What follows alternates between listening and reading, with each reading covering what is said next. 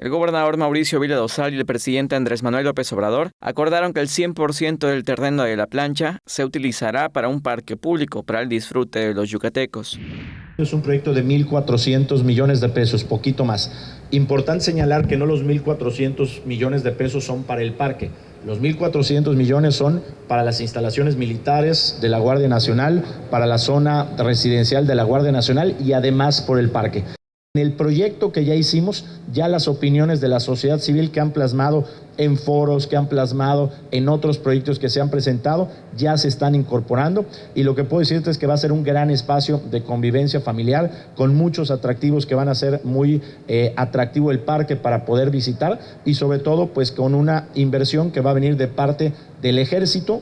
El gobierno federal le va a estar dando los recursos al ejército, que son los que han costeado el proyecto y quienes lo van a estar construyendo. El gobierno del estado y el ayuntamiento de Mérida cederán terrenos a las Fuerzas Armadas para construir otras instalaciones que necesitan.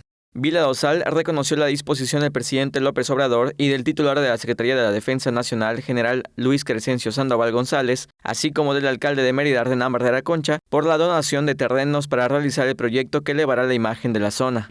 Estamos hablando, por supuesto, de plazas, estamos hablando de pista para poder correr, estamos hablando de espacios para poder montar bicicleta, estamos hablando de un skate park, estamos hablando de un pet park, estamos hablando de un auditorio para 10,000 personas. Va a tener un food court, ¿no? Un área de comida para que pueda haber convivencia. Va a tener un lago, ¿no? Que va a permitir tener barquitos para que las familias puedan disfrutarlo. Va a tener, por supuesto, áreas verdes, muchísimos árboles. Vamos a contemplar también el rescate del edificio existente, ¿no? Que es donde está la nave, donde era el taller de mantenimiento, ¿no? De los trenes. Importante señalar que también ahí hay un recurso importante que se va a utilizar para el saneamiento de esa parte, porque se han filtrado aceites, combustible.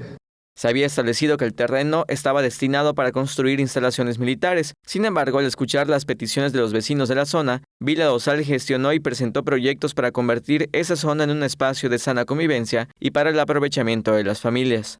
Teleyucatán te informa. Teleyucatán te informa.